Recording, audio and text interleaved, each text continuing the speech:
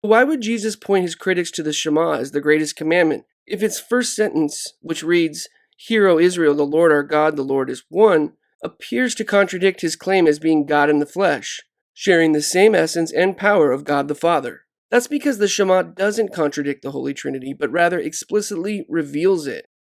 Let's read it again. It says, "Hear, O Israel, the Lord our God, the Lord is one." The original Hebrew for the word one in this passage is echad, which is defined not as an absolute one, but a compound one.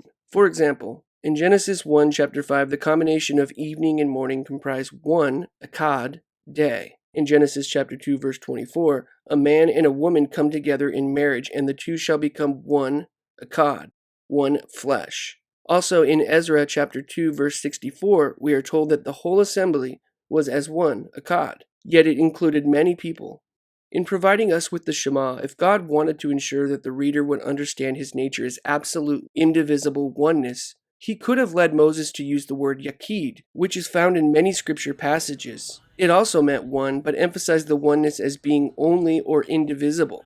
Another interesting point is that the verse refers to God 3 times, twice as Adonai and once as Eloheinu, which means our God, perhaps further hinting at the Trinity. Many theologians believe passages like the Shema demonstrate a preview of the Trinity by repeating God's name in threes. Another example of this is in Numbers chapter 6, verses 24 through 26. It reads, "The Lord bless you and keep you.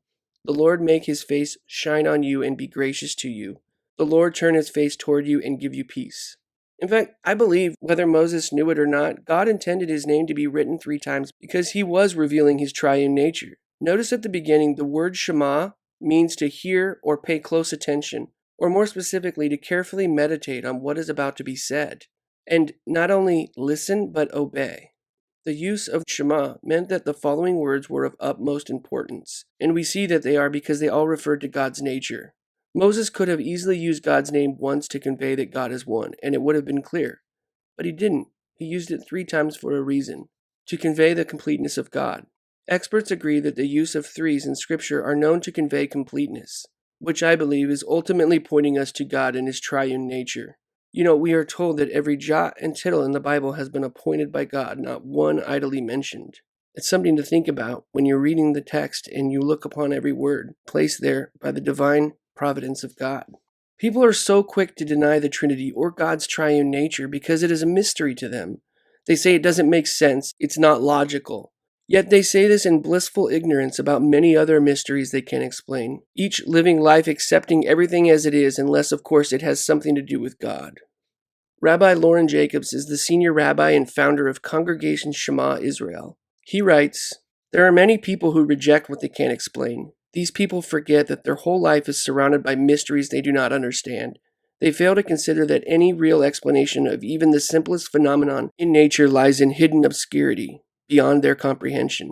Since we can't understand the mystery of a caterpillar spinning a cocoon and emerging as a spectacular butterfly, how a spider knows to spin a complex, strong, and beautiful web, how a salmon returns to the exact spot in the river where it was born 3 years earlier, why should we expect to fathom the greatest mystery of all, the eternal, all-powerful, all-knowing, and all-wise 3-in-1 God? Even as I try to explain God's triunity, I can't fully grasp it myself, nor can anyone else. It's impossible for us as God's creatures, in our current state, to understand Him fully. The minute we think we grasp the fullness of God is when we must step back and ask whether we've made our own image of God. Thank you, and God bless.